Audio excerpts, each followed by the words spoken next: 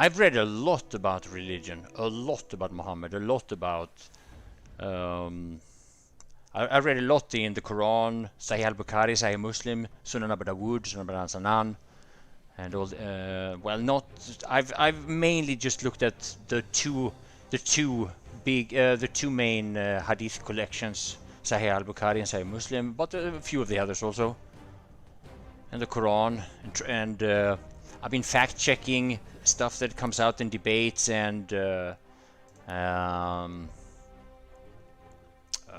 what do you call it? You listen to Muslim scholars and you listen to critics of Islam. So you listen to both sides of it and you fact-check what both sides say, and it's just intolerance on steroids. That's what it is.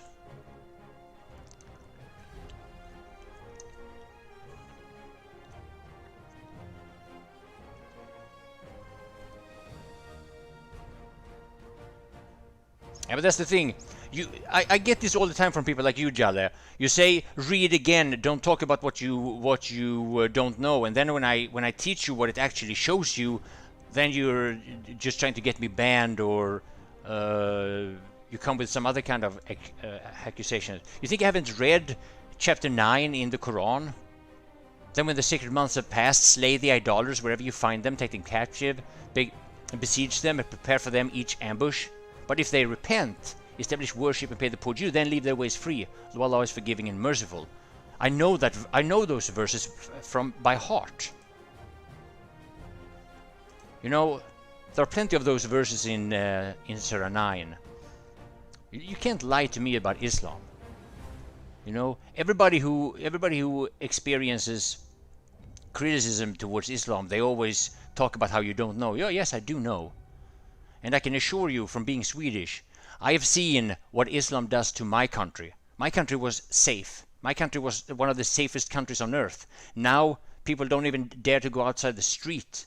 We have like 1,500, 2,000 car burns in Sweden. It was unheard of 20 years ago. We have police being shot. These gangs, these Muslim gangs in Gothenburg, they're basically taking over big areas of the cities. You see, I've seen what happens to a welcoming, prosperous, atheist country like Sweden when we bring in almost like 1 million Muslims. It's devastating. The kind of like the rape rate, the robbery rate, the assault rate, it's gone skyrocketing in Sweden over the last 20 years. We have crimes in Sweden that the criminal how do you call it in English? Criminal scientists, or people that work with crimes to monitor criminologists. Criminologists. They talk about crimes that we never even seen in Sweden that are just skyrocketing, and they're happening mostly in these areas where there's a lot of immigrants, and then it keeps spreading as we have more and more immigrants. So that all of that is the explanation comes from 1400 years of Islamic conquest.